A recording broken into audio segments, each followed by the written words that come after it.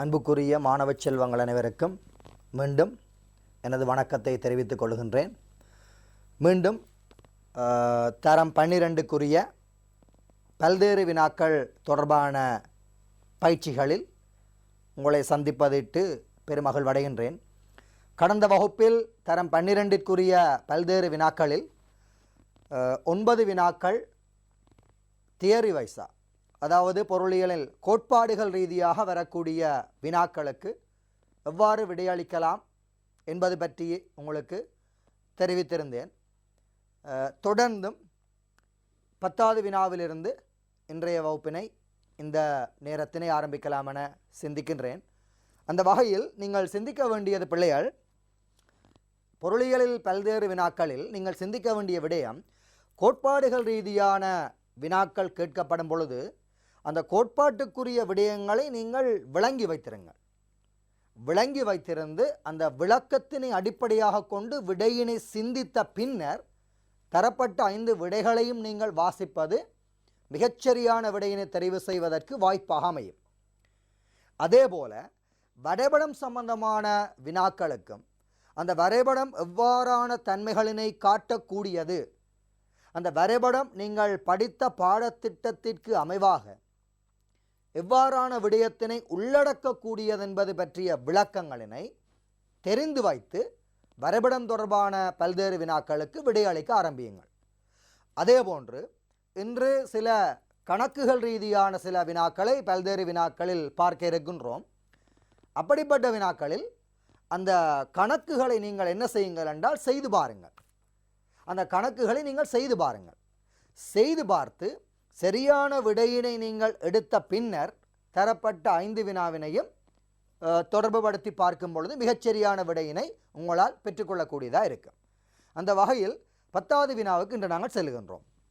பாருங்கள் பிள்ளைகள், கருதுகோள் ரீதியான ஒரு பொருளாதாரத்தில் உற்பத்தி சாத்தி எல்லை வளையின் உள்ளே உள்ள ஒரு புள்ளியில் இருந்து எல்லை வளையில் உள்ள புள்ளிக்கு பொருளாதாரம் இடம்பெயருமாயின். அப்போ கடந்த வகுப்பில் நீங்கள் பார்த்த விடயம் எவ்வாறு என்று சொன்னால், சாத்திய வளையின் உள்ளே காணப்படுகின்ற சாத்திய வளையின் மீதுள்ள புள்ளி எப்பொழுது சாத்திய வளைக்கு உள்ளே காணப்படும் புள்ளியை நோக்கி நகரும் என்பது பற்றிய விளக்கம் பார்த்தீர்கள். அந்த விளக்கத்தினை பார்க்கும் பொழுது சாத்திய வளையின் மீதுள்ள புள்ளி ஒரு உற்பத்தி வினைத்திறனை காட்டக்கூடிய புள்ளியாக அமைந்தது. அப்போ அங்கு உங்களது வளங்கள் முழுமையாகவும் உச்சமாகவும் பயன்படுத்தக்கூடிய ஒரு நிலை உள்ளது. அதிலிருந்து அந்த வளையின் மீது உள்ள அந்த குறிப்பிட்ட ஒரு சிறப்பு புள்ளியிலிருந்து புள்ளியானது உள்நோக்கி உங்களது சாத்தியமான பகுதியினை நோக்கி நகருகின்றதாயின் உற்பத்தி வினைத்திறன் வீழ்ச்சியடைவதாக காணப்படும்.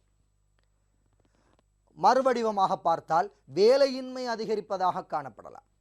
மறுவடிவமாக பார்த்தால் பொருளாதாரத்தில் பின்னடைவுகள் ஏற்படுவதாக காணப்படலாம். வேறு விதமாக பார்த்தால் குறுங்கால உற்பத்தி வீழ்ச்சி அடைவதாக பார்க்கலாம், அல்லது குறுங்கால தேசிய உற்பத்தி வீழ்ச்சி அடைவதாக பார்க்கலாம், அல்லது குறுங்காலத்தில் பொருளாதார தடைகள் ஏற்படுவதாக பார்க்கலாம். இவ்வாறான விடைகள் எல்லாம் பொருத்தமானதாக இருக்கும். வளையின் மீது உள்ள புள்ளி வளைக்கு உள்ளே, அதாவது சாத்திய பகுதியில் உள்ள புள்ளியை நோக்கி நகர்வடையும் பொழுது பொருத்தமானதாக இருக்கலாம்.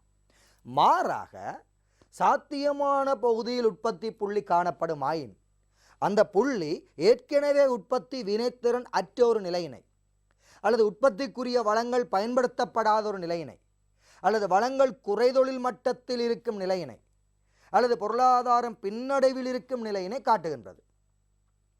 தற்பொழுது அந்த புள்ளி வளையில் உள்ள புள்ளியை நோக்கி அல்லது வளையினை நோக்கி நகர்வடையுமாயின் அங்கு தேசிய வெளியீடு குறுங்காலத்தில் அதிகரிக்கின்றது, அல்லது பொருளாதார பின்னடைவு சற்று நீங்குகின்றது, அல்லது வேலைவாய்ப்பு ஒன்று அங்கு ஏற்படுகின்றது, அல்லது பயன்படுத்தப்படாத ஒரு வளம் அங்கு பயன்படுத்தப்படுகின்றது, அல்லது குறுங்காலத்தில் உற்பத்தி மட்டம் அதிகரிக்கின்றது. இப்படியான ஏதோ பொருத்தம் வாய்ந்த விடைகள் காணப்படலாம். அந்த பொருத்தமான விடைகளை நீங்கள் கோட்பாட்டு ரீதியாக அந்த வரைபடத்தின் மூலம் விளங்கி வைத்த பின்னர் 5 விடைகளையும் வாசிப்பதன் மூலம் மிகச்சரியான விடையினை உங்களால் தெரிவு செய்து கொள்ளக்கூடியதாக இருக்கும். அவை பாருங்கள் பிள்ளைகள், கருதுகோள் ரீதியான ஒரு பொருளாதாரத்தில் உற்பத்தி சாத்திய எல்லை வளையின் உள்ளே உள்ள ஒரு புள்ளியிலிருந்து எல்லை வளையில் உள்ள புள்ளிக்கு பொருளாதாரம் இடம்பெயருமாயின் அப்போ உள்ளே இருக்கிற புள்ளியிலிருந்து எல்லை வலையில் உள்ள புள்ளியை நோக்கி பொருளாதாரம் நகர்வடைய ஆரம்பிக்கும். ஸோ எப்படிப்பட்ட விடை பொருத்தமாக இருக்கும் என்று பார்ப்போம். பாருங்கள் பிள்ளைகள், எவ்வாறான விடைகள் காணப்படலாம் என்பதை பாருங்கள். பொருளாதார வளர்ச்சியினை அடைகின்றது, இல்லை, அது வலையினை வலது பக்கம் நோக்கி நகர்த்தும். உற்பத்தி இயலளவு விரிவுபடுத்தப்பட்டுள்ளது, இல்லை, அதுவும் வலை வலது பக்கம் நோக்கி நகர்வடையும். தொழில்நுட்பத்தை விருத்தி செய்து உத்தம வெளியீட்டை உயர்த்தியுள்ளது, அதுவும் தொழில்நுட்ப வளர்ச்சியின் ஏற்படுத்தும், வலை நகரும். பொருளாதாரம் பயன்படுத்தப்படாத வளங்களை பயன்படுத்தி வெளியீட்டு அதிகரித்துள்ளது, மிகச்சரியான விடை. அப்போ அங்கே சற்று வளங்கள் முழுமையாக பயன்படுத்தப்படவில்லை, தற்பொழுது அந்த வளங்கள் பயன்படுத்தப்படுகின்றது, தற்பொழுது அங்கு வெளியீடு குறுங்காலத்தில் அதிகரிக்கின்றது. அதனால் வலையின் உள்ளே அல்லது சாத்தியமான பகுதியில் உள்ள புள்ளி சாத்திய வலையில் உள்ள புள்ளியை நோக்கி நகர்வடைவதாக காணப்படும், மிகச்சரியான விடை. அடுத்த விடையினை பாருங்கள். ஊழிய படை வீதம் அதிகரித்துள்ளதால் பூரண நிறைதொழில் உற்பத்தி மட்டம் அதிகரித்துள்ளது. ஊழியப்படை வீதம் அதிகரித்தல் என்பது பிள்ளைகள் பொருளாதார வளர்ச்சியின் ஏற்படுத்தக்கூடிய விடயம், வலை நகரக்கூடிய விடயம். ஆகவே பொருத்தமான விடை புள்ளி நகரக்கூடிய விடை பிள்ளைகள் 4வது விடை சரியான விடையாக இருக்கும். ஆகவே பிள்ளைகள் 4வது விடை பொருத்தமான விடையாக உங்களுக்கு காணப்படும். அடுத்த வினாவுக்கு செல்லுவோம். 11வது வினா எவ்வாறு அமைகின்றது என்பதை பாருங்கள். பாருங்கள், உற்பத்தி காரணி ஒன்றின் கேள்வியானது ஒரு வழிவந்த கேள்வியாக இருப்பதனால் காரணி சேவைக்கான கேள்வியை உருவாக்கும் போது உற்பத்தியாளர் கருத்தில் எடுத்துக்கொள்ள வேண்டிய விடயம் பின்வருவனவற்றுள் யாது. அப்போ உற்பத்தி ஒன்று மேற்கொள்ளும் பொழுது அங்கு உற்பத்தி காரணிகள் தேவை. அப்போ அந்த உற்பத்தி காரணிகள் தேவை என்றால் அந்த உற்பத்தி காரணியினை கொள்வனவு செய்தல் வேண்டும். கொள்வனவு செய்தால்தான் உற்பத்தியை மேற்கொள்ள முடியும். அப்போ அந்த கொள்வனவு செய்ய போகிற உற்பத்தியாளன் அந்த காரணியினை கொள்வனவு செய்யும் பொழுது எவ்வாறான விடயத்தை கருத்தில் எடுத்தல் வேண்டும். அந்த காரணிக்கான கேள்வியினை ஏற்படுத்தும் பொழுது எவ்வாறான விடயத்தை கருத்தில் எடுத்தல் வேண்டும். அந்த காரணிக்குரிய விலையை பார்க்க வேண்டும். அந்த காரணியுடன் தொடர்பு படக்கூடிய இன்னும் ஒரு காரணியின் விலையினை பார்த்தல் வேண்டும். சார்பு விலைகளை பார்த்தல் வேண்டும். அந்த காரணியினை கொள்வனவு செய்வதற்கு ஏற்ற வருமானம் உள்ளதா என்பதை கருத்தில் எடுத்தல் வேண்டும். இப்படியான அந்த காரணிக்குரிய கொள்வனவுடன் சம்பந்தப்படக்கூடிய அந்த காரணி கேள்வியுடன் சம்பந்தப்படக்கூடிய விடயம் எதுவோ அந்த விடயம் சரியான விடையாக இருக்கும்.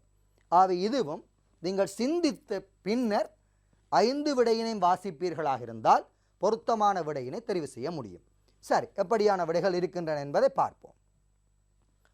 பாருங்கள், காரணியின் நிரம்பல் நிகழ்ச்சி, அதன் நிரம்பலுடன் சம்பந்தப்படும் விடயம் இங்கு வராது.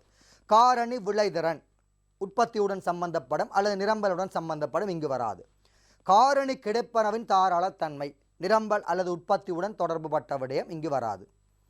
காரணி உடைமையாளரின் சந்தைப்படுத்தல் விலை, அந்த சந்தைப்படுத்தல் விலையினை அவதானித்துத்தான் அந்த காரணியினை கொள்வனவு செய்ய வேண்டும். ஆகவே மிகச்சரியான விடை அந்த சந்தைப்படுத்தல் விலை. ஏனைய உற்பத்தி காரணிகளின் கிரயம், ஏனைய உற்பத்தி காரணிகளின் கிரயம் என்ற விடையினை விட மிகச்சரியான விடையை அமையக்கூடிய விடை எதென்றால் அந்த காரணி உடைமையாளர் அந்த காரணியினை சந்தைப்படுத்துகின்ற விலை மிகச்சரியான விடையாக இருக்கும். ஆகவே இவ்வாறான விடைகளை ஆறுதலாக நிதானமாக சிந்தித்த பின்னர் வாசிப்பதன் மூலம் சரியான விடையினை நீங்கள் தெரிவு செய்து கொள்ள முடியும். அடுத்த வினாவுக்கு செல்வோம் பிள்ளைகள். 12வது வினா எவ்வாறு அமைகின்றது என்பதனை பார்ப்போம். நிரம்பல் மாற்றத்தை, சரி, தற்பொழுது நாங்கள் 1வது தேர்ச்சியில் வரக்கூடிய பல்வேறு வினாக்கள் எப்படியாக இருக்கலாம், எப்படி விடைகள் அளிக்கலாம் என்பதை பார்த்தோம். தற்பொழுது பாருங்கள் பிள்ளைகள், 2வது தேர்ச்சி கேள்வி நிரம்பல், கேள்வி நிகழ்ச்சி, நிரம்பல் நிகழ்ச்சி, சந்தை சமநிலைகள் தோற்றம் பெறக்கூடிய வழிகள். 3வது தேர்ச்சி அந்த சந்தை சமநிலையில் ஏற்படக்கூடிய மாற்றங்கள். அரசாங்கத்துறை வரி விதிப்புகளை மேற்கொள்ள முடியும், அரசாங்கத்துறை மானியங்களை வழங்க முடியும், இதனால் சந்தை சமநிலை விலைகள் தொகைகள் மாற்றமடையலாம். இப்படியான 2வது 3வது தேர்ச்சிகள் சம்பந்தமான பல்வேறு வினாக்கள் எவ்வாறு அமையும் என்பதை பார்ப்போம். அதில் 1வது பிள்ளைகள் 12வது வினாவில் நிரம்பல் மாற்றத்தை வலதுபுறம் ஏற்படுத்தும் பிரதான காரணி யாது. அப்போ எங்களுக்கு தெரிய வேண்டும் பிள்ளைகள், நிரம்பல் மாற்றம் என்றால் என்ன. அப்போ 2 விடயங்களை நீங்கள் உங்களது தியரியில் படித்திருப்பீர்கள். நிரம்பல் தொகை வேறுபாடு. குறிப்பிட்ட ஒரு விலையில் உச்ச லாபத்தை நோக்கமாக கொண்டு நிரம்பல் செய்ய தயாராக காணப்படுகின்ற பல்வேறுபட்ட அளவுகளில் குறித்த ஒரு அலகு, குறித்த ஒரு விலையில் நிரம்பல் செய்ய தயாராக காணப்படுகின்ற குறித்த ஒரு அலகு, ஓர் அலகு நிரம்பல் தொகை. அப்போ அது நிரம்பல் கோட்டின் மீது உள்ள ஒரு புள்ளியில் காட்டப்படும். நிரம்பல் என்பது பிள்ளைகள் உச்சலாபத்தில் பல்வேறுபட்ட விலைகளில் நிரம்பலாளர் நிரம்பல் செய்ய தயாராக உள்ள பல்வேறுபட்ட அலகுக்குள் நிரம்பல். அப்போ பல்வேறுபட்ட விலைகளில் பல்வேறுபட்ட நிரம்பல் செய்யக்கூடிய அலகுகள் நிரம்பல் என்றால் அது நிரம்பல் கோட்டின் மூலம் காட்டப்படும். அப்போ நிரம்பல் தொகை வேற பிள்ளைகள், நிரம்பல் வேறு. நிரம்பல் தொகை நிரம்பல் கோட்டின் மீதுள்ள ஒரு புள்ளியில் காட்டப்படும். நிரம்பல் நிரம்பல் கோட்டின் மூலம் காட்டப்படும். அதன் பிற்பாடு நீங்கள் கற்ற விடயம் நிரம்பல் தொகை மாற்றமடைதல், நிரம்பல் மாற்றமடைதல். அப்ப நிரம்பல் தொகை மாற்றமடைதல் என்பது அந்த குறித்த பொருளின் விலையுடன் தொடர்பு படுகின்ற மாற்றம். நிரம்பல் மாற்றம் என்பது அந்த விலை தவிர்த்து நிரம்பலை தீர்மானிக்கும் ஏனைய காரணிகளுடன் தொடர்புடைய விடயங்கள். அப்ப நிரம்பலை தவிர்த்து ஏனைய காரணிகளுடன் தொடர்புபட்ட விடயங்கள் நிரம்பல் மாற்றத்தை ஏற்படுத்தும். அப்ப நிரம்பல் தொகை மாற்றம் குறித்த பொருளின் விலைகள் மாற்றமடைவதனால் நிரம்பல் தொகைகள் மாற்றமடைவதாக இருக்கும். ஆகவே நிரம்பல் கோட்டின் மீது உள்ள புள்ளி நிரம்பல் கோட்டின் மேல் அல்லது கீழ் உள்ள புள்ளியை நோக்கி நகர்வடையும். அப்போ அங்கு நிரம்பல் தொகை மாற்றத்தின் போது பிரதான காரணி குறித்த பொருளின் விலை மாற்றம். அப்போ நிரம்பல் கோட்டில் உள்ள புள்ளி மட்டும் அங்கு மாற்றமடையும். நிரம்பல் மாற்றம் என்பது நிரம்பல் கோடு மாற்றமடைதல். அப்போ அங்கு நிரம்பல் கோடு நகர்வடைதல். அப்போ நிரம்பல் கோடு நகர்வடைதல் என்றால் பிள்ளைகள் நிரம்பலை தீர்மானித்த குறித்த பொருளின் விலை தவிர ஏனைய நிரம்பலை தீர்மானிக்கும் காரணிகளின் சாதக பாதக மாற்றங்கள் தொடர்பு படும். ஏனைய பொருட்களின் விலைகளில் கூட்டு நிரம்பல் பொருளின் விலை, போட்டி நிரம்பல் பொருளின் விலை, உற்பத்தியாளர்களுக்கு அரசாங்கத்துறையின் செயற்பாடுகள், அரசு வரி விதித்தல், அரசு மானியம் வழங்குதல், உற்பத்தி செலவு, உற்பத்தியாளர்களுக்குரிய காலநிலை வானிலை செல்வாக்கு, உற்பத்தியாளர்களுக்குரிய தொழில்நுட்ப செல்வாக்கு, உற்பத்தியாளர்களுக்கு ஏற்படக்கூடிய உற்பத்தி செலவுகள். இவை குறித்த பொருளின் நிரம்பலை தீர்மானிக்கின்ற விலை தவிர்ந்த ஏனைய காரணிகள். அப்போ இந்த காரணிகளின் சாதக மாற்றத்தினால் நிரம்பல் கோடு வலது பக்கம் நோக்கி நகர்ந்தால் நிரம்பல் முன்னேற்றம் அல்லது நிரம்பல் அதிகரித்தல் என்று சொல்லுவோம். இந்த ஏனைய காரணிகளின் பாதக மாற்றங்களினால் நிரம்பல் கோடு இடது பக்கம் அல்லது உட்பக்கம் நோக்கி நகருமாக இருந்தால் அது நிரம்பல் வீழ்ச்சி அல்ல நிரம்பல் குறைதல் என்று சொல்லுவோம். ஆகிய பிள்ளைகள் நீங்கள் 4 விடயங்கள் தெரிந்திருந்தால் இந்த வினாவை இலகுவாக அணுக முடியும். ஒன்று நிரம்பல் தொகை, நிரம்பல் வேறுபாடு. இரண்டாவது நிரம்பல் தொகை மாற்றம், நிரம்பல் மாற்றம் வேறுபாடு. ஆகவே இரண்டிலும் 2 விடயங்கள், 4 விடயங்கள் உள்ளன. அந்த 4 விடயங்களும் தெரிந்திருந்தால் இந்த வினாவுக்கு இலகுவாக விடையளிக்க முடியும். பாருங்கள் பிள்ளைகள், நிரம்பல் மாற்றத்தை வலதுபுறம் ஏற்படுத்தும் காரணி. அப்போ வலதுபுறம் ஏற்படுத்தும் காரணி என்றால் நிரம்பல் அதிகரிப்பு அல்லது நிரம்பல் முன்னேற்றம். அப்போ குறித்த பொருளின் நிரம்பலை தீர்மானிக்கும் விலை தவிர ஏனைய காரணிகளின் சாதக மாற்றத்தினால் நிரம்பல் அதிகரித்தல் அல்லது நிரம்பல் கோடு வலது பக்கம் நோக்கி நகர்வடைதல் நிரம்பல் முன்னேற்றம் என்று சொல்லுவோம். அப்போ ஏனைய காரணிகள் எப்படி சாதகமாக மாறலாம்? கூட்டு நிரம்பல் பொருளின் விலை அதிகரித்தால் குறித்த பொருளின் நிரம்பல் அதிகரிக்கும். போட்டி நிரம்பல் பொருளின் விலை குறைந்தால் குறித்த பொருளின் நிரம்பல் அதிகரிக்கும். அரசு மானியம் வழங்கினால் குறித்த பொருளின் நிரம்பல் அதிகரிக்கும். உற்பத்தி செலவு வீழ்ச்சி அடைந்தால் குறித்த பொருளின் நிரம்பல் அதிகரிக்கும். காலநிலை வானிலை சாதகமாக மாற்றமடைந்தால் குறித்த பொருளின் நிரம்பல் அதிகரிக்கும். தொழில்நுட்ப இயலளவு சாதகமாக மாற்றமடைந்தால் குறித்த பொருளின் நிரம்பல் அதிகரிக்கும். நிரம்பலை அதிகரிக்க நிரம்பலாளன் தீர்மானித்தால் குறித்த பொருளின் நிரம்பல் அதிகரிக்கும். ஆகவே இப்படிப்பட்ட காரணிகளில் எது பொருத்தமான காரணி என்பதை சிந்தித்து நீங்கள் விடைகளை வாசித்து பார்த்தல் வேண்டும். ஆகவே பாருங்கள் பிள்ளைகள், எப்படிப்பட்ட விடைகள் உங்களுக்கு தரப்படுகின்றது என்பதை பாருங்கள். பண்டத்தின் விலை அதிகரித்தல் சம்பந்தமில்லை, பண்டத்தின் விலை வீழ்ச்சி அடைதல் சம்பந்தமில்லை, கூட்டு நிரம்பல் பொருளின் விலை வீழ்ச்சி அடைதல். ஆகவே அந்த சந்தர்ப்பத்தில் நிரம்பல் குறையும். ஆகவே நிரம்பல் கோடு இடது பக்கம் நோக்கி நகரும். அப்போ சம்பந்தமில்லை. போட்டின் நிரம்பல் பொருளின் விலை குறைவடைதல் சரியான விடை. ஒப்பீட்டளவில் போட்டின் நிரம்பல் பொருளின் விலை குறைந்தால் அதனுடன் ஒப்பிடும் பொழுது சார்பளவில் குறித்த பொருளின் விலை அதிகமாக காணப்படுகின்றது என்பது அர்த்தம். ஒப்பீட்டளவில் பிள்ளைகள் குறித்த பொருளுடன் ஒப்பிடும் பொழுது போட்டின் நிரம்பல் பொருளின் விலை குறைவடைந்திருத்தல் குறித்த பொருளின் விலை அதிகமாக இருக்கின்றது என்பது சார்பளவில் குறித்த பொருளின் விலை அதிகமாக உள்ளது என்பது அர்த்தம். அதனால் குறித்த பொருளையே நிரம்பலை அதிகரிக்க தீர்மானிப்பார். அதனால் நிரம்பல் கோடு வலது பக்க நோக்கி நகர்வடையும். அதற்கடுத்தது அரசு மறைமுக வரி விதித்தல் இல்லை, அது நிரம்பல் வீழ்ச்சியடைய செய்யும் காரணி. ஆகவே பிள்ளைகள் மிகச்சரியான விடை எந்த விடையாக இருக்கும் என்றால் போட்டின் நிரம்பல் பொருளின் விலை குறைவடைதல் மிகச்சரியான விடையாக இருக்கும். அடுத்த வினாவுக்கு செல்லுவோம் பிள்ளைகள். பாருங்கள் 13வது விடைக்கு 13வது வினாவுக்கு செல்லுகின்றோம். பாருங்கள் எப்படிப்பட்ட வினாங்களுக்கு வருகின்றது. பண்டமொன்றின் கேள்வியிலும் நிரம்பலிலும் மாற்றம் ஏற்படாமல் இருக்க அப்பண்டத்தின் விலை உயர்வடைவதுடன் அவ்விலையில் கொள்வனவு செய்யப்படும் அளவு குறைவடைய முடியும் என்னும் நிலையில் உள்ளது என கொள்க.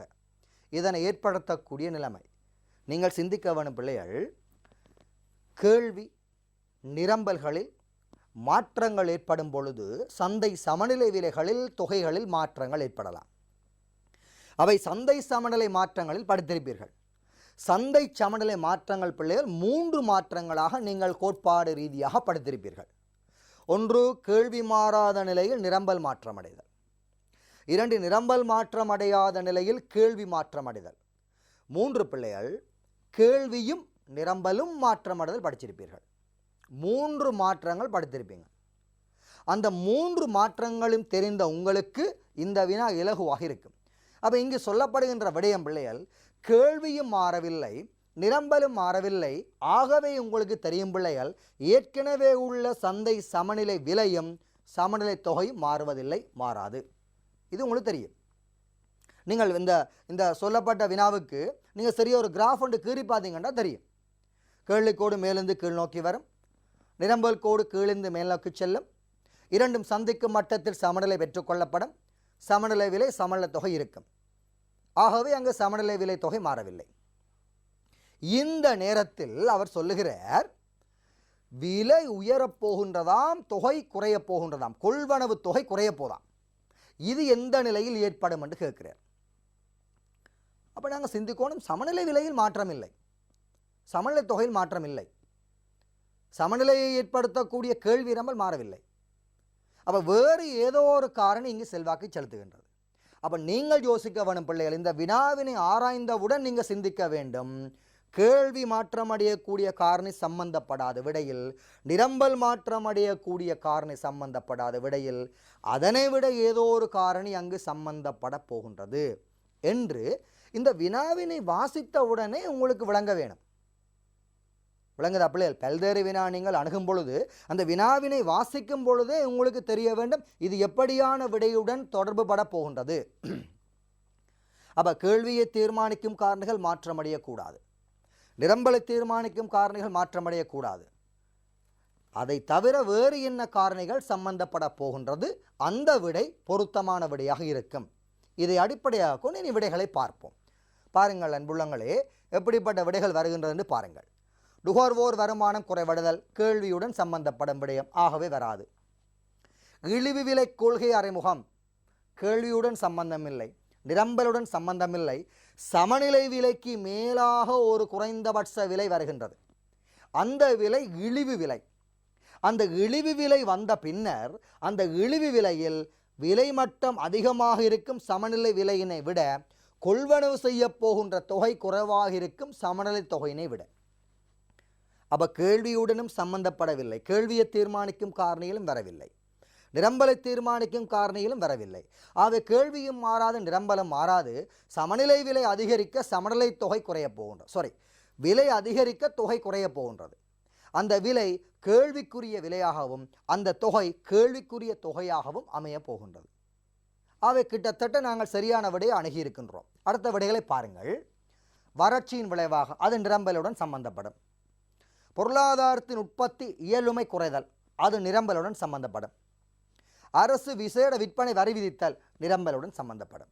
ஆகவே கேள்வி நிரம்பலுடன் சம்பந்தப்படாமல் விலை மாற்றம் தொகை மாற்றம் கொள்வன தொகை மாற்றம் என்பன ஏற்படக்கூடிய விடை எதென்று சொன்னால் பொருத்தமான விடை பிள்ளைகள் எங்களுக்கு தெரியும், இரண்டாவது விடை பொருத்தமான விடையாக இருக்கும். சரி, இவ்வாறு இப்படியான முறைகளை பிள்ளைகள் கையாளுங்கள். அதாவது அந்த பல்வேறு வினாக்களுக்குரிய விடைகளை தெரிவு செய்யும் பொழுது அந்த இலகுவாக வினாக்களை வாசித்து அறியுங்கள். வாசித்து அறிந்த பின்னர் அந்த வினா எப்படிப்பட்ட விடையினை எதிர்பார்க்கின்றது என்பதை சிந்தியுங்கள். அதன் பின்னர் விடைகளை வாசித்து பாருங்கள், பொருத்தமான சரியான விடையினை தெரிவு செய்ய முடியும். அடுத்தது பாருங்கள் அன்புள்ளங்களே, 14வது வினாவுக்கு செல்ல போகின்றோம். பாருங்கள், உற்பத்தி நிறுவனம் ஒன்றின் பொருளொன்றுக்கான நிரம்பல் வளையை QS -A + BP எனும் அடிப்படையில் அமைந்துள்ளது. இதிலிருந்து பெற்றுக்கொள்ளக்கூடிய முடிவு பின்வருவனவற்றுள் எது? பாருங்கள் அன்பு பிள்ளைகளே, QSல -A வருகின்றது. -A வரும் பொழுது உங்களது நிரம்பல் வளையை நிலைக்குத்தச்சினூடாக எதிர்கணிய பெறுமதியில் வந்து வெட்டி செல்லும். ஒரு விடயம். இரண்டாவது விடயம் பிள்ளைகள், QS A இல்லாமல் BP மட்டும் பெறலாம். உங்களது நிரம்பல் வளையை பூச்சிய பெறுமதியினை வெட்டி செல்வதாக காணப்படும். மூன்றாவது பிள்ளைகள், QS A + BP, A பெறுமதி சகவில் வரலாம். அந்த நேரத்தில் உங்கள் நிரம்பல் வளையை கிடையச்சில் நேர்கணிய பெறுமதியை வெட்டி செல்லும். இந்த மூன்றினையும் அடிப்படையாக கொள்ளும் பொழுது 3 விதமான நெகிழ்ச்சி குணகங்களை நீங்கள் பெற்றுக்கொள்ள முடியும். சயவில் A பெறுமதி வருவதாக இருந்தால் நிரம்பல் கோட்டின் சரிவு மிக அதிகம் பிள்ளைகள். சரிவு அதிகமாக இருக்கும் பொழுது நிரம்பல் கோடு நிலைக்குத்தச்சை வெட்டி செல்லும். அந்த இடத்தில் நெகிழ்ச்சி ஒன்றை விட அதிகமாக இருக்கும். ஆகவே நிரம்பல் நெகிழ்ச்சி உள்ள தன்மை அங்கிருக்கும். அந்த இடத்தில் விலை மட்டம் அதிகரிக்க அதிகரிக்க நிரம்பல் தொகை அதிகரிக்க அதிகரிக்க படிப்படியாக நிரம்பல் கோட்டின் வழியே நெகிழ்ச்சி குறைவடைந்து செல்லும் நிலை காணப்படும். அப்போ நிரம்பல் நிகழ்ச்சி ஒன்றுக்கு அதிகமாக இருக்கும் அல்லது நிரம்பல் நிகழ்ச்சி உள்ளதாக இருக்கும். விலை மட்டம் தொகை மட்டம் படிப்படியாக கோட்டின் வழியே அதிகரிக்கும் பொழுது நெகிழ்ச்சி படிப்படியாக குறைவடைந்து செல்லும். ரெண்டாவது பிள்ளைகள், QS BP இருக்கும் பொழுது, A இல்லாமல் BP இருக்கும் பொழுது பூச்சிய பெறுமதியினூடாக நிரம்பல் கோடு வெட்டி செல்லும். அந்த இடத்தில் நிரம்பல் நிகழ்ச்சி குணகம் ஒருமை நிகழ்ச்சி குணகமாக இருக்கும். ஒன்றுக்கு சமனான நிரம்பல் நிகழ்ச்சியாக இருக்கும்.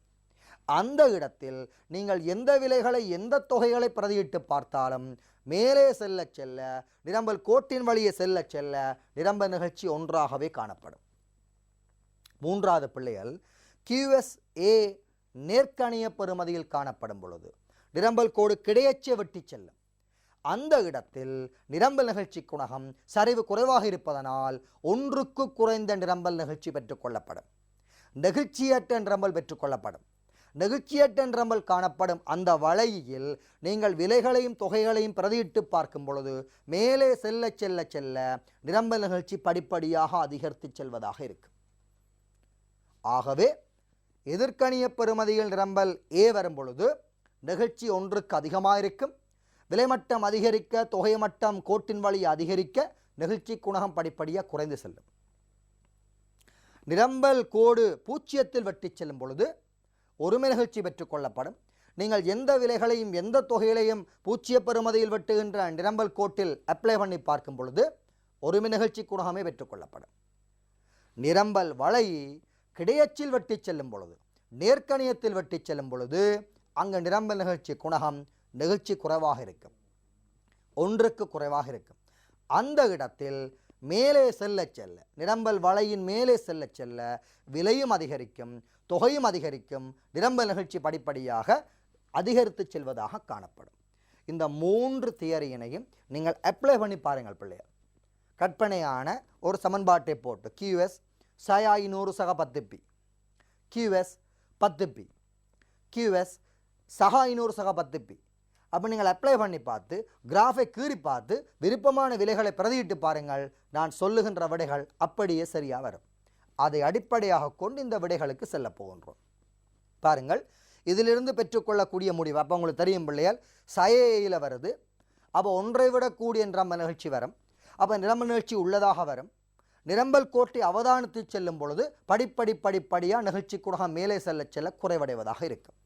ஆகவே அது பொருத்தமான விடையாக இருத்தல் வேண்டும். பார்ப்போம். பாருங்கள், நெகிழ்ச்சியுடையது கேள்விக்கோட்டின் வழியே மேலே செல்ல பெறுமதி அதிகரிக்கும். தவறு. நெகிழ்ச்சியற்றது கோட்டின் வழி, நெகிழ்ச்சியற்ற என்று சொன்னாலே தவறு பிள்ளையார். நெகிழ்ச்சி உடையது கேள்விக்கோட்டின் வழியே மேலே செல்ல பெறுமதி குறைவடையும். சரியான விடை. நெகிழ்ச்சியற்றது தவறு பிள்ளையார், நெகிழ்ச்சியற்றது தவறு. அப்போ மிகச்சரியான விடை எந்த விடையாக இருக்கும் என்று சொன்னால் பார்க்க தெரிகின்றது பிள்ளையார். நெகிழ்ச்சி உடையது கோட்டின் வழியே மேலே செல்ல பெறுமதி குறைவடையும். சரியான விடையாக இருக்கும். சரி, அடுத்ததாக 12வது வினாவுக்கு செல்ல போகின்றோம். 15வது வினாவுக்கு செல்ல போகின்றோம். பாருங்கள், குறிப்பிட்ட ஒரு பண்டம் தொடர்பான கேள்வி சமன்பாடு QD = 1405 பியிலிருந்து QD = 1505 பியாக மாற்றமடைந்தது. இந்த மாற்றத்திற்கான காரணி யாது? பாருங்கள், உங்களுக்கு தெரிகின்றது.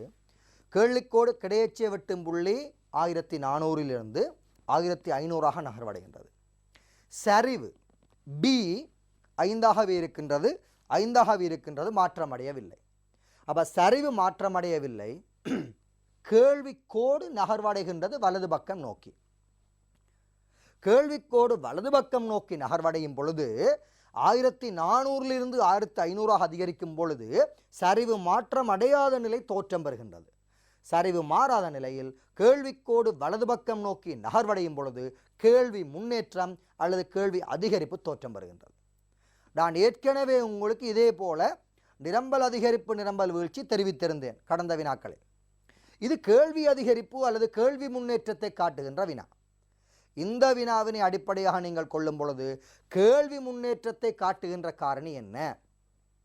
விலை தவிர்ந்த ஏனைய காரணிகள், கேள்வியை தீர்மானிக்கும் ஏனைய காரணிகள் சாதகமாக நகர்வடையும் பொழுது கேள்வி முன்னேற்றம் ஏற்படும். அது என்ன ஏனைய காரணிகள் பிள்ளைகள்? பிரதியீட்டு பொருளின் விலை, இணைப்பு பொருளின் விலை, நுகர்வோர் சுவை, நுகர்வோர் வருமானம், நுகர்வோர் எதிர்பார்க்கை, நுகர்வோன் கேள்வியை தீர்மானிக்கும் சனத்தொகை போன்ற காரணிகள், காலநிலை வானிலை போன்ற காரணிகள். இந்த காரணிகள் சாதகமாக மாற்றமடையும் பொழுது கேள்வி அதிகரிக்கும்.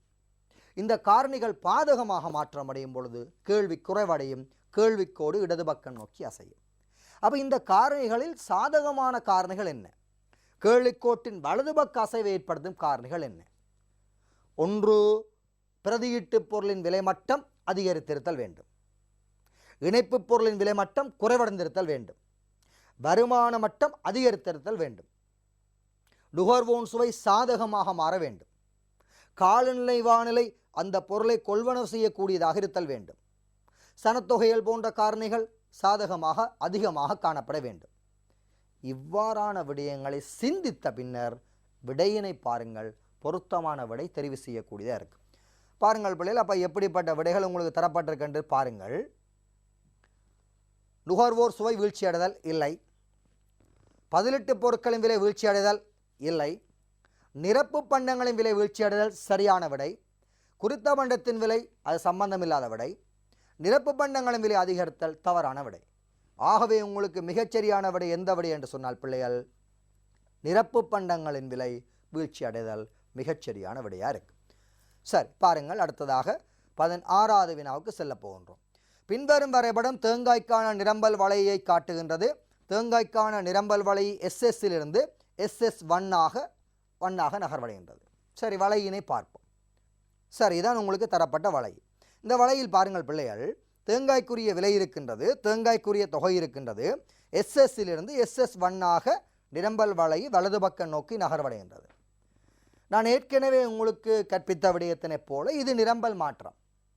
அப்போ நிரம்பல் மாற்றம் எனப்படும் பொழுது உங்களுக்கு தெரிய வேண்டும் பிள்ளைகள், இங்கு விலை சம்பந்தப்படாது.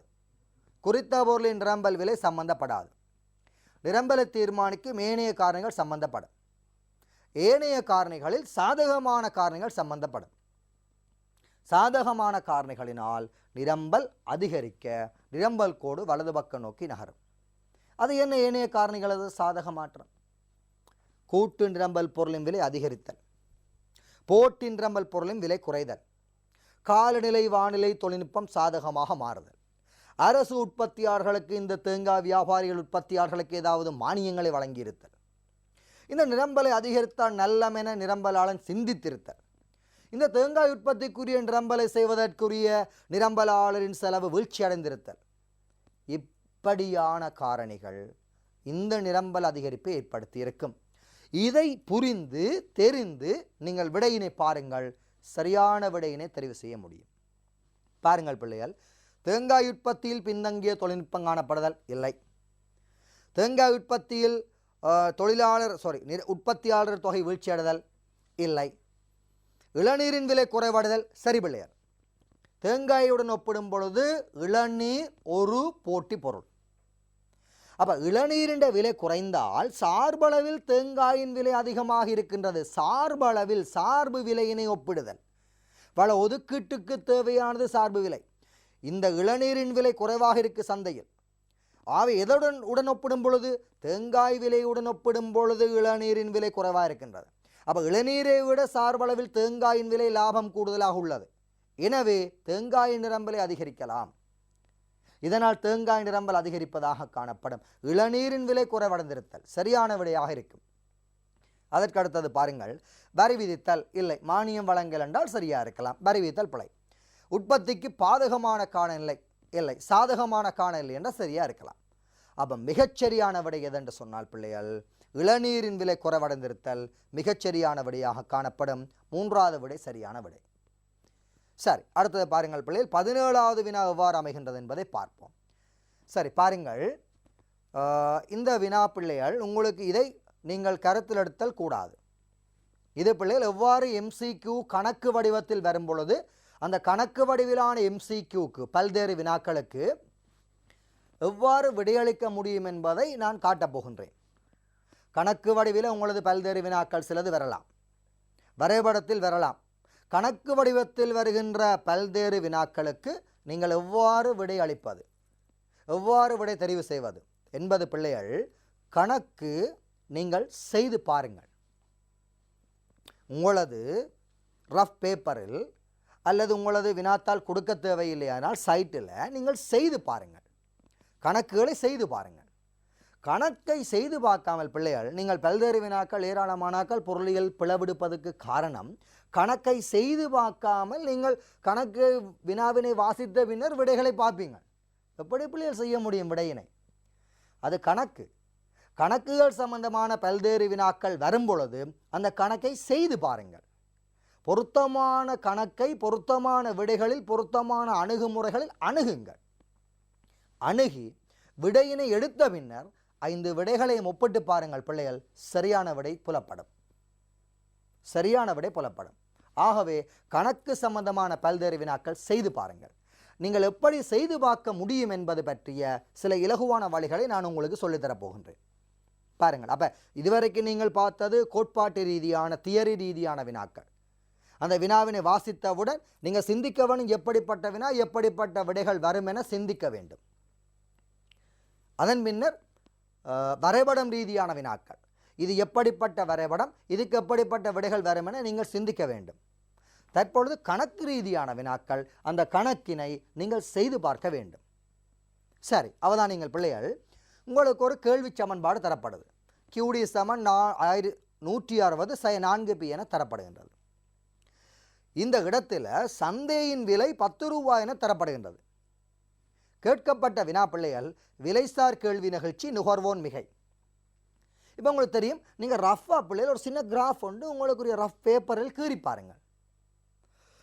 தரப்பட்ட பேப்பரில் நீங்கள் கீறி பாருங்கள், ரஃபாக தர்ற பேப்பரில் கீறி பாருங்கள். அப்போ கற்பனையாக நீங்கள் அந்த கேள்விகளை கீறி பார்க்கும் பொழுது பிள்ளைகள் கிடையாச்சில் உங்களுக்கு தெரியும், இந்த A வந்து வெட்டி செல்லும் 160. கேள்வி சமன்பாட்டில் கேள்விக்கோட்டில் தொகைக்கு பதிலாக QDக்கு பதிலாக 0 போட்டு பார்த்தீர்கள் என்றால் நிலக்குத்தச்சில் வெட்டும் ஆகக்கூடிய கேள்வி விலை பெற்றுக்கொள்ளப்படும். அப்போ இந்த சமன்பாட்டின் பிரகாரம் ஆகக்கூடிய கேள்வி விலை QDக்கு பதிலாக 0 போட்டு பார்ப்பீர்களாக இருந்தால் ஆகக்கூடிய கேள்வி விலை 40 ரூபாயாக இருக்கும். அவர் சொல்லுகிறார், சந்தை விலை 10 ரூபாய் என தீர்மானிக்கப்படும் பொழுது, அப்போ நீ கற்பனையாக ஒரு 10 ரூபாய்க்கு ஒரு கோட்டைக்கு இருங்கள், கற்பனையாக இருங்கள். அதே வேளையில் அந்த 10 ரூபாவினை இந்த விலைக்கு பதிலாக நீங்கள் பிரதியிட்டு பாருங்கள். பிரதியீட்டுகளாக இருந்தால் பாருங்கள், 4 தர பைக்கு பதிலாக 10 போட்டால் 40, 160 இந்த 40 கலைகள் 120 வரும். அப்போ 10 ரூபாய்க்குரிய கேள்வித்தொகை பிள்ளைகள் 120, 10 ரூபாய்க்குரிய கேள்வித்தொகை 120. இப்போ நாங்கள் கேட்கப்பட்ட வினாக்களுக்கு விடைக்கு செல்ல முடியும். விலைக்கேள்வி நிகழ்ச்சி இங்கு நீங்கள் 2 அணுகுமுறைகளை பின்பற்றலாம். ஒன்று டெல்டா கியூடிங்கு டெல்டா பி தர பின்கள் கியூடி. இன்னும் ஒன்று கேள்விக்கோட்டின் கீழ்ப்பக்கம் அல்லது வலது பக்க விலை பெறுமதியின் கீழ் கேள்விக்கோட்டின் மேல் பக்கம் அல்லது இடது பக்கம் உள்ள விலை. இந்த 2 அணுகுமுறைகளை வைத்து நீங்கள் இங்கு விடை பெற்றுக் கொள்ள முடியும். அப்போ கேள்விக்கோட்டில் டெல்டா கியூடிங்கு டெல்டா பி தர பின்கள் கியூடி போடும் பொழுது டெல்டா கியூடிங்கு டெல்டா பி தான் பிழையில் சரிவு சய 4 தர அவர் சொன்ன விலை 10 ரூபா, அவர் சொன்ன தொகை 120. சுருக்கி விடுங்கள், உங்களுக்கு விடை சய 0.33 என வரும். இல்லை என்றால் கேள்விக்கோட்டின் கீழ்த்துண்டு விலையினை பாருங்கள் 10 ரூபா, பாருங்கள் 10 ரூபா. மேல் துண்டு விலையினை பாருங்கள் 10க்கும் 40க்கும் இடையில் மேல் துண்டு விலையை பாருங்கள் சய 30. 10 ரூபாவினை சய 30ஆல் பிரியுங்கள், சய 0.33 என்ற விடை பெற்றுக்கொள்ளப்படும். அப்போ ஒரு விடை பெற்றாச்சு, அதாவது விலைசார் கேடு நிகழ்ச்சி குணம் பெற்றுக்கொள்ளப்பட்டு விட்டது. இனி நுகர்வோர் முறை மிகை. நுகர்வோர் மிகை பெற்றுக்கொள்வதற்கு உங்களுக்கு நுகர்வோர் மிகைக்குரிய சமன்பாடுகள் தேவை பிள்ளையார். கட்டாயம் தெரிந்து வைத்திருத்தல் வேண்டும். ஆகக்கூடிய கேள்வி விலை அல்லது உயர்ந்தபட்ச கேள்வி விலை, சய நுகர்வோர் செலுத்தும் விலை அல்ல கொள்வனவாளன் செலுத்தும் விலை, கீழ் 2 தர தொகை கொள்வனவாளன் தொகை. அந்த சமன்பாடு கட்டாயம் நீங்கள் தெரிந்து வைத்திருத்தல் வேண்டும். ஆகவே இங்கு ஆகக்கூடிய கேள்வி விலை 40, நுகர்வோர் செலுத்தும் விலை 10, கீழ் 2, தொகை பிள்ளைகள் 120. சுருக்கி பார்த்தீங்கள் என்றால் அந்த செங்கோண முக்கோணியின் பரப்பளவு நுகர்வோர் மிகை என நீங்கள் படித்திருப்பீங்கள். அந்த நுகர்வோன் மிகையின் பெறுமதிகள் பெற்றுக்கொள்ளப்படும். அப்போ நுகர்வோன் மிகையின் பெறுமதி பிள்ளைகள் 1800 ரூபாய் வரும். இப்போ நாங்கள் வினாவுக்கு போவோம். விலைக்கேள்வி நிகழ்ச்சி கேட்கிறார், நுகர்வோர் மிகை கேட்கிறார், சய 0.33 1800 எங்கு இருக்குது என்பதை பாருங்கள். அது இருக்கும் விடை முதலாவது விடையாக இருக்கின்றது பாருங்கள். ஆக முதலாவது விடை சரியான விடையாக இருக்கும். இந்த அடிப்படையில் நீங்கள் கணக்குகள் தொடர்பான விடையை அணுகுதல் வேண்டும். சரியா பிள்ளைகள்? இப்படி கணக்குகள் சம்பந்தமான எம்சிக்கு வந்தால் இவ்வாறு நீங்கள் செய்து பாருங்கள். செய்து பாருங்கள், சரியான விடை வரும். கணக்கு சம்பந்தமான எம்சிக்கு பல்வேறு வினாக்கள் வந்தால் கணக்கினை வாசித்து பார்த்து 5 விடைகளையும் பார்க்காதீர்கள். பார்த்தீர்களாக இருந்தால் கட்டாயம் விடை பிழைக்கும். எம்சிக்கு பல்வேறு வினாக்கள் அந்த கணக்கை செய்து பாருங்கள். போதிய அளவு நேரம் 4 நிமிடம் உங்களுக்கு தரப்பட்டிருக்கின்றது, செய்து பாருங்கள். பொருத்தமான விடை நீங்கள் தெரிவு செய்யக்கூடியதாக இருக்கு. சரி, அடுத்த வினாவுக்கு செல்லுகின்றோம். பாருங்கள் பிள்ளைகள், இது ஒரு கணக்கு வினா. கைத்தொழில் சந்தை ஒன்றில் கேள்வி நிரம்பல் சமன்பாடுகள் முறையே QD 200 சய 100p, QS 100 சக 100p தரப்படுகின்றது. இங்கு ஒரு அலகுக்கு 0.5 ரூபாய் வரி விதிக்கப்படுமாயின் பின்வருவனவற்றுள் சரியானது. இதுவும் கணக்கு. இப்போ இதுக்கும் நீங்கள் விடையினை செய்து பார்த்தல் வேண்டும். இங்கு விடை செய்யப்பட்ட முறைகள் இருக்க பிள்ளைகள், தயவு செய்து இதனை பார்க்காதீர்கள். இதனை பார்க்காதீர்கள். இந்த விடையை எப்படி அணுக வேண்டும் என சிந்தியுங்கள். ஃபஸ்ட்டாக உங்களுக்கு விளங்க வேணும் பிள்ளைகள், கைத்தொழில் சந்தை பெரும்பாலும் நிறைபோட்டி நிறுவனங்களில் அப்படின்னு தருவான். இங்கு தரப்பட்டது கைத்தொழில் சந்தை. கைத்தொழில் என்பது ஒன்றுக்கு கூடிய நிகழ்ச்சியினை உடைய பண்டத்திற்கு உதாரணம். நெகிழ்ச்சி உள்ள பண்டத்திற்கு உதாரணம் கைத்தொழில். அப்போ உங்களுக்கு தெரிய வேணும் பிள்ளைகள், நெகிழ்ச்சி உள்ள பண்டங்கள் இது, அதாவது நிரம்பல் நெகிழ்ச்சி உள்ள பண்டம் இது.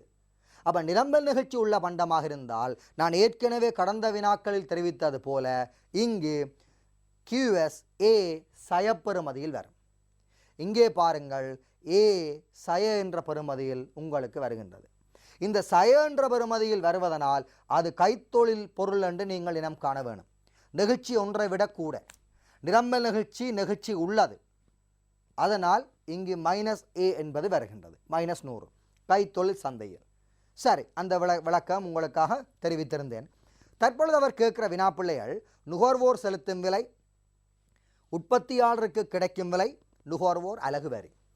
முதலாவது எங்களுக்கு தெரிய வேண்டும், நுகர்வோன் வரியின் பின்னர் செலுத்தும் விலை எவ்வாறு பெற்றுக்கொள்வது. எப்பொழுதுமே நுகர்வோன் செலுத்தும் விலை என்பது பிள்ளைகள் எப்பொழுதுமே சந்தை சமநிலை விலை. சந்தை சமநிலையில் வரி விதித்தாலும் சரி, மானியம் வழங்கினாலும் சரி, நுகர்வோர் செலுத்தும் விலை என்பது பிள்ளைகள் சந்தை சமநிலை விலை. மறக்கக்கூடாது, சந்தை சமநிலை விலை. அப்போ நீங்கள் தற்பொழுது வரியின் பின்னர் சந்தை சமநிலை விலை பெற்றுக்கொள்ள வேண்டும். வரியின் பின்னர் சந்தை சமநிலை விலை பெற்றுக்கொள்வதற்கு வரியின் பின்னர் நிரம்பல் சமன்பாடு மாறும், வரியின் பின்னர் நிரம்பல் அட்டவணை மாறும், வரியின் பின்னர் நிரம்பல் கோடு மாறும் என்ற தியரி தெரிய வேண்டும்.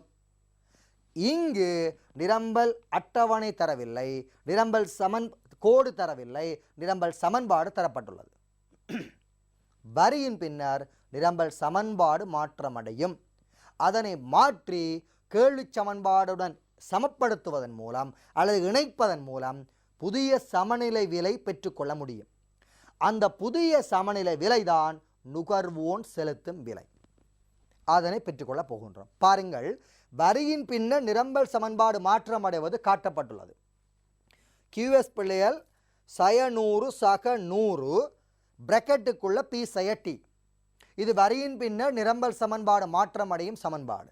அங்கு P சய Tயில் T என்பது டேக்ஸ், டேக்ஸுக்கு பதிலாக 0.5 ரூபா தரப்பட்டுள்ளது. அந்த சமன்பாட்டை சுருக்கி எடுப்பீர்களாக இருந்தால் புதிய நிரம்பல் சமன்பாடு QS சய 150 சக 100B என்று வருகின்றது. அந்த புதிய நிரம்பல் சமன்பாட்டையும் கேள்வி சமன்பாட்டையும் இணைப்பதன் மூலம் புதிய சமநிலை விலை வருகின்றது. அது நுகர்வோன் செலுத்தும் விலை. 1.75. நுகர்வோன் செலுத்தும் விலையிலிருந்து அலகு வரியினை கழிப்பதன் மூலம் உற்பத்தியாளன் பெறும் விலை வரும். நுகர்வோன் செலுத்தும் விலையிலிருந்து அலகு வரியினை கழிப்பதன் மூலம் உற்பத்தியாளன் விலை வரும். நுகர்வோன் விலைக்கும் உற்பத்தியாளன் விலைக்கும் இடைப்பட்ட பிரதேசம், நுகர்வோன் செலுத்தும் விலைக்கும் உற்பத்தியாளன் பெறும் விலைக்கும் இடைப்பட்ட பிரதேசம் அரசின் ஓர் அலகு வரி. அப்ப நுகர்வோன் செலுத்தும் விலை தெரியும், 1.75 புதிய சமநிலை விலை. அதிலிருந்து அலகு வரி 0.5 கழியுங்கள், உற்பத்தியாளனுக்கு கிடைக்கும் விலை வரும். எடுத்துட்டான். அடுத்தது கேட்கிறார் பிள்ளைகள், நுகர்வோர் ஒரு அலகுக்கு செலுத்தும் வரி. நுகர்வோர் ஒரு அலகுக்கு செலுத்தும் வரி பிள்ளைகள் பழைய சமநிலை விலைக்கும் வரிக்கு பின்னர் உள்ள சமநிலை விலைக்கும் இடையிலான வேறுபாடு. ஆரம்பத்தில் நுகர்வோன் செலுத்துகின்ற சமநிலை விலைக்கும் வரிக்கு பின்னர் நுகர்வோன் செலுத்துகின்ற சமநிலை விலைக்கும் இடையிலான பெறுமதி நுகர்வோரின் ஓர் அலகு வரி. அது எடுக்க வேணுமாக இருந்தால் ஆரம்ப சமநிலை விலை எடுக்க வேண்டும். ஆரம்ப சமநிலை விலைக்கு ஆரம்ப கேள்வி சமன்பாட்டையும் ஆரம்ப நிரம்பல் சமன்பாட்டையும் சமப்படுத்தி ஆரம்ப சமநிலை எடுத்தல் வேண்டும். ஆரம்ப சமநிலை விலை 1.5 ரூபாய். 1.5 ரூபாய். புதிய சமநிலை விலை 1.75 ரூபாய். இரண்டுக்கும் இடையிலான வித்தியாசம் 0.25. அது நுகர்வோர் அலகு வரியாக இருக்கு. ஆகவே நுகர்வோர் அலகு வரி 0.25. உற்பத்தியாளனுக்கு கிடைக்கும் விலை 1.25. நுகர்வோன் செலுத்தும் விலை 0.75. இவ்வாறு இலகுவான வழிகளை, இந்த கணக்குகளை செய்து பாருங்கள். செய்து பாருங்கள் பிள்ளைகள், இப்படி விடை உங்களுக்கு கிடைக்கும். இனி இதை வைத்துக்கொண்டு பொருத்தமான விடைகளை தேடுங்கள், சரியான விடை கிடைக்கும். இவ்வாறான முறையில் தான் பிள்ளைகள் இந்த பல்வேறு வினா கணக்கு வடிவத்தில் அமையும் பொழுது நீங்கள் தெரிவு செய்வது. மாறாக பல்வேறு வினாக்களில் கணக்கு வடிவத்தில் வினாக்கள் கேட்கப்படும் பொழுது வினாவினை வாசித்தவுடன் விடைகளை பார்த்தீர்களாக இருந்தால் விடைகளை நீங்கள் தெரிவு செய்வது கடினம். இவ்வாறான அணுகுமுறைகளை பின்பற்றுங்கள். இவ்வாறான அணுகுமுறைகளுக்கு நீங்கள் போதிய பயிற்சிகளை மேற்கொள்ளுங்கள். போதிய அளவான பயிற்சிகள் செய்து பாருங்கள். இப்படியான அணுகுமுறைகள் உங்களுக்கு இலகுவாக வரும். எனவே பொருத்தமான விடை பாருங்கள் பிள்ளைகள், 1.75 வர வேண்டும், 1.25 வர வேணும், 0.25 வர வேணும். பொருத்தமான விடை 5வது விடையாக இருக்கு. 5வது விடையாக இருக்கு. சரி, 19வது வினாக்கு செல்வோம் பிள்ளைகள். குறித்தொரு பண்டத்தின் மிகைரம்பல் சமன்பாடு ESI 600 சக 0.25P எனவும் கேள்வி சமன்பாடு 100 P எனவும் காணப்பட்டால் அவர் கேட்கின்ற வினா சமநிலை விலையாது, சமநிலை தொகையாது, நுகர்வோர் மிகையாது. இதுவும் கணக்குடன் சம்பந்தப்படுகின்ற பல்வேறு வினா. இதுவும் நீங்கள் கணக்கு செய்து பார்க்க வேண்டும். கணக்கினை செய்து பார்த்தீர்களா இருந்தால் ஏதோ ஒரு விடை பொருத்தமாக இருக்கும். முதலாவது உங்களுக்கு தேவை பிள்ளைகள் சமநிலை விலை. மிகை கேள்வி தந்தாலோ சமன்பாடு தந்தாலோ, மிகை நிரம்பல் சமன்பாடு தந்தாலோ, மிகை கேள்வி மிகை நிரம்பல் பூச்சியமாக இருக்கும் விலை சந்தை சமநிலை விலை. மிகை கேள்வி மிகை நிரம்பல் பூச்சியமாக இருக்கும் விலை சந்தை சமநிலை விலை. அப்போ எங்களுக்கு தெரியும் மிகை கேள்வி மிகை நிரம்பல் பூச்சியமாக இருக்கும் விலை சந்தை சமநிலை விலை என்றால் மிகை கேள்வி சமன்பாடு மிகை நிரம்பல் சமன்பாடு தரப்பட்டுள்ளது. மிகை நிரம்பல் சமன்பாட்டில் மிகை நிரம்பலுக்கு பதிலாக பூச்சியத்தை பிரதியிட்டு பார்த்தீர்களாக இருந்தால் விலை வருகின்றது 24 ரூபாய் சந்தை சமநிலை விலையாக இருக்கும். அந்த சமநிலை விலையினை கேள்வி சமன்பாடு தந்தாலோ அல்லது நிரம்பல் சமன்பாடு தந்தாலோ நீங்கள் விலைக்கு பதிலாக பிரதியிட்டு பார்த்தால் சந்தை சமநிலை தொகை வரும். ஆகவே நாங்கள் விலைக்கு பதிலாக கேள்வி சமன்பாடு தரப்பட்டுள்ளது, பிரதியிட்டு செய்து பாருங்கள், சமநிலை தொகை வருகின்றது 76. நுகர்வோர் மிகை எடுத்தல் வேண்டும்.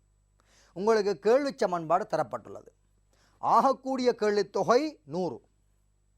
ஆகக்கூடிய விலை எடுக்க வேண்டும் கேள்வி விலை கியூடிக்கு பதிலாக பூச்சியம் போட்டு பார்த்தீர்களா இருந்தால் ஆகக்கூடிய கேள்வி விலை வரும் 100. சமநிலை விலை வருகின்றது 24, சமநிலை தொகை வருகின்றது 76. மேல் இந்த நிலற்றப்பட்ட பகுதி இவ்வாறு நிலற்றப்பட்டு உங்களுக்கு காட்டப்பட்டுள்ள பகுதி நுகர்வோர் மிகையாக இருக்கும். அதற்கு சமன்பாடு தெரிந்து வைத்திருங்கள் பிள்ளைகள்.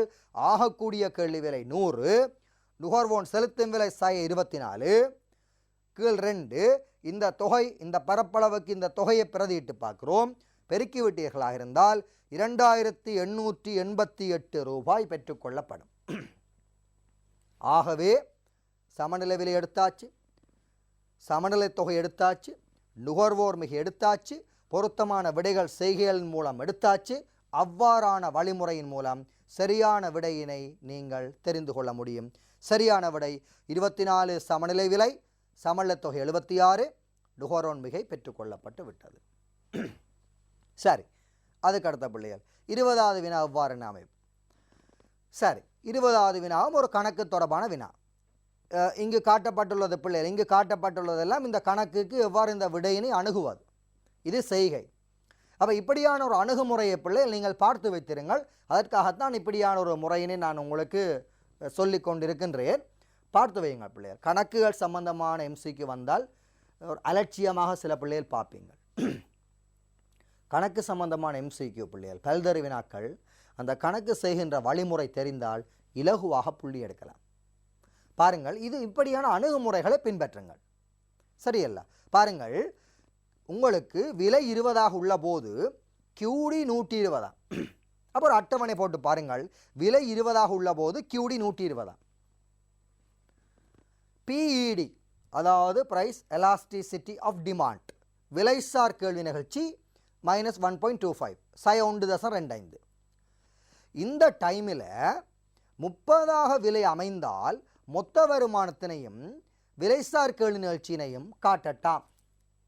அப்போ ஏற்கனவே உங்களுக்கு தெரியும் போல 20 ரூபா விலைக்குரிய கேள்வித்தொகையின் நிகழ்ச்சியும் தர்றார் கேள்வி நிகழ்ச்சியும்.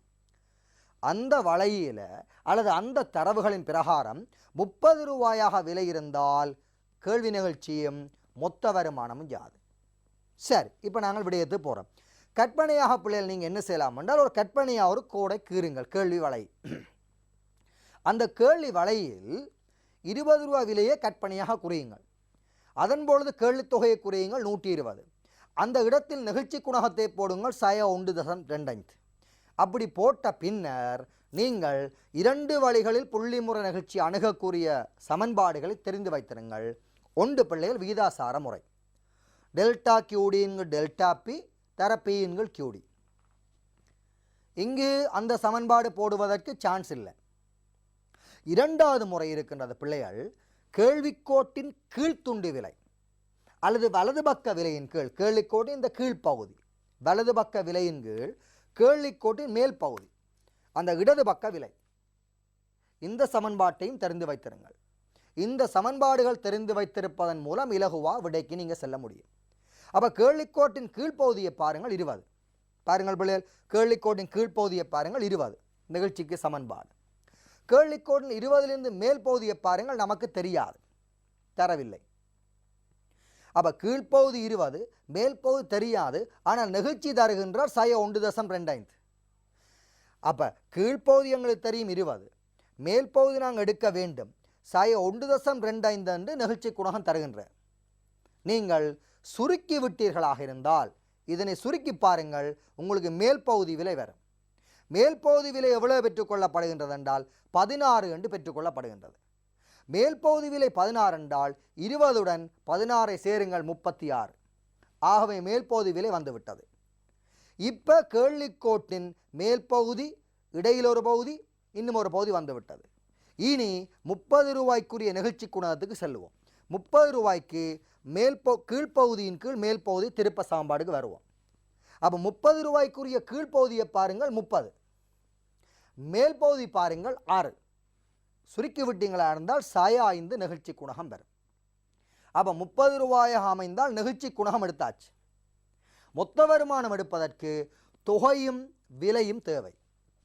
விலையினை தொகையினால் பெருக்குவதன் மூலம் மொத்த வருமானம் பெற்றுக்கொள்ளப்படும். அப்போ விலையும் தொகையும் தேவை. விலை தெரியும் 30, தொகை எடுப்பதற்காக நீங்கள் ஒரு சமன்பாடு அமைத்தல் வேண்டும். உங்களுக்கு இப்போ 2 விலைகள் தெரியும் பிள்ளைகள். ஒன்று 20 ரூபாய்க்கு 120, 20 ரூபாய்க்கு 120.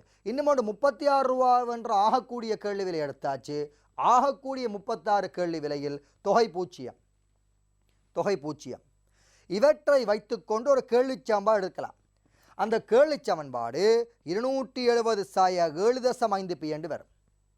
அந்த கேள்வி சமன்பாட்டில் விலைக்கு பதிலாக 30 ரூபாயை பிரதியிட்டு பாருங்கள், தொகை வருகின்றது உங்களுக்கு 45 தொகை. 30 ரூபாயினை 45 தொகையால் பெருக்குங்கள், நுகர்வோர் செலவு அல்லது மொத்த வருமானம் வரும். நுகர்வோனுக்கு செலவு, அதனை விற்பனை செய்பவனுக்கு வருமானம் வரும். பெருக்கி பார்த்தீர்களா இருந்தால் உங்களுக்கு மொத்த வருமானம் வரும் ராசா. உங்களுக்கு மொத்த வருமானம் 1350 வரும். நிகழ்ச்சி குணகம் சய 5 வரும். இந்த முறையினை பின்பற்றி இந்த வினாவுக்கு விடையளிக்க வேண்டும். அடுத்த வினா பாருங்கள் எவ்வாறு அமைகின்றது என்று பாருங்கள். அடுத்தது, நிறைவோட்டி நிறுவனம் ஒன்று குறுங்காலத்தில் ஏற்படுத்திய உற்பத்தி செலவுகள் வருமாறு. 4வது தேர்ச்சியில் நிற்கிறீங்க. நிறைவோட்டி நிறுவனம் என்றால் உங்களுக்கு தெரிய வேண்டும் பிள்ளைகள், சராசரி வருமானம், சராசரி விலை, எல்லை வருமானம் எல்லாம் ஒன்றுக்கொண்டு சமன். பி, ஏஆர், எம்ஆர் எல்லாம் சமன். உங்களுக்கு தெரிய வேணும், எம்சி ஈக்குவல் டு எம்ஆர் என்ற அடிப்படையில் எல்லை செலவுகள் எல்லை வருமானத்திற்கு சமன் என்ற அடிப்படையில் நிறுவனங்கள் தமது வெளியீட்டுக்குரிய விலைகளை தீர்மானிக்கும், வெளியீட்டுக்குரிய அலகுகளை தீர்மானிக்கும். அந்த அடிப்படையில் எம்சி தரப்படுது உங்களுக்கு 80. அப்போ எம்சி 80 என்றால் எம்ஆர் 80. கீழிருந்து மேல்நோக்கி செல்லுகின்ற எம்சி கோட்டினை எம்ஆர் வெட்டி செல்லும் இடத்தில் வெளியீடு பெற்றுக்கொள்ளப்படும். அந்த வெளியீடு 400. அப்போ எம்சியாக இருக்கிறது எம்ஆர் என்றால் அதே எம்ஆர், அதே ஏஆர், அதே பி ஒன்றுக்கொன்று சமனாக இருக்கும் நிறைபோட்டி நிறுவனத்தில். அவன் சொல்வது சரி, நிறைபோட்டி நிறுவனத்தின் குறுங்கால தகவல். அதன் பிரகாரம் விலையினை தொகையினால் பெருக்கினால் மொத்த வருமானம் வரும். அவர் கேட்கிறார் மொத்த வருமானம் யாது, லாபம் யாது, ஏடிசி யாது என்று கேட்கிறார்.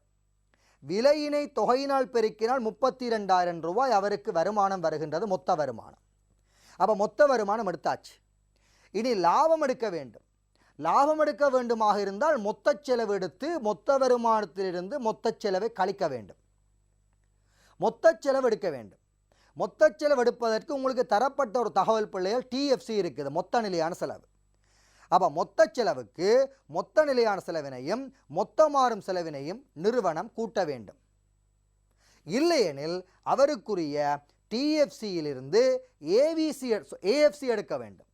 ஏஎஃப்சி என்பது சராசரி நிலையான செலவு. அது எடுப்பதற்கு டிஎஃப்சியினை கியூவால் பிரிக்க வேண்டும். ஆக டிஎஃப்சியினை கியூவால் பிரித்தால் அவருக்கு ஏஎஃப்சி வரும் 12. அப்போ ஏஎஃப்சி தெரியும் 12, ஏவிசி தெரியும் 40. ஏஎஃப்சியினை ஏவிசிஎம் கூட்டினால் ஏடிசி வரும் 52. ஏடிசியினை கியூவினால் பெருக்கினாலும் அவருக்குரிய டிசி வரும். டிஎஃப்சியினையும் டிவிசியும் சேர்த்தாலும் டிசி வரும். ஏடிசி அவரேஜ் டோட்டல் காஸ்ட், ஏடிசியினை கியூவால் பெருக்கினாலும் டிசி வரும். அப்போ ஏடிசியை கியூவால் பெருக்கினால் டிசி வருகின்றது. டிசி 20,800 ரூபாய். மொத்த செலவு 20,800 ரூபாய். மொத்த வருமானம் 32,000 ரூபாய். 32,000 ரூபாயிலிருந்து 20,800 ரூபாய் மொத்த செலவை கழித்தால் அவருக்குரிய ப்ராஃபிட் வருது 11,200 ரூபாய். 11,200 ரூபாய் அவருக்குரிய ப்ராஃபிட். மொத்த வருமானம் அவருக்கு வருகின்றது பிள்ளைகள் விலையினை தொகையினால் அல்லது இந்த விலை சராசரி வருமானத்திற்கு சமனாக இருக்குது. அப்போ விலை அல்லது சராசரி வருமானத்தை கியூவால் பெருக்கினால் மொத்த வருமானம் வருகின்றது. ஏஎஃப்சி எடுத்தல் தெரிய வேணும் பிள்ளைகள். ஏஎஃப்சியும் ஏவிசிஎம் கூட்டினால் ஏடிசி வரும். ஏடிசியை கியூவால் பெருக்கினால் டிசி வரும். அந்த டிஆர்ல இருந்து அந்த டிசியை கழித்து விட்டமென்றால் அவற்றை ப்ராஃபிட் வரும். ஆகவே ப்ராஃபிட் தெரியும் பிள்ளைகள், அவற்றை டிஆர் தெரியும் பிள்ளைகள், ஏடிசி தெரியும். சரியான விடை முதலாவது விடையாக இருக்கு. ஆகவே பிள்ளைகள் எங்களுக்கு தரப்பட்ட இந்த குருகுலம் நிகழ்ச்சியினூடாக தரப்பட்ட நேரத்திற்கு அமைவாகவே எமது இந்த கற்பித்தல் நிகழ்வுகள் நடைபெற்று கொண்டிருக்கின்றன.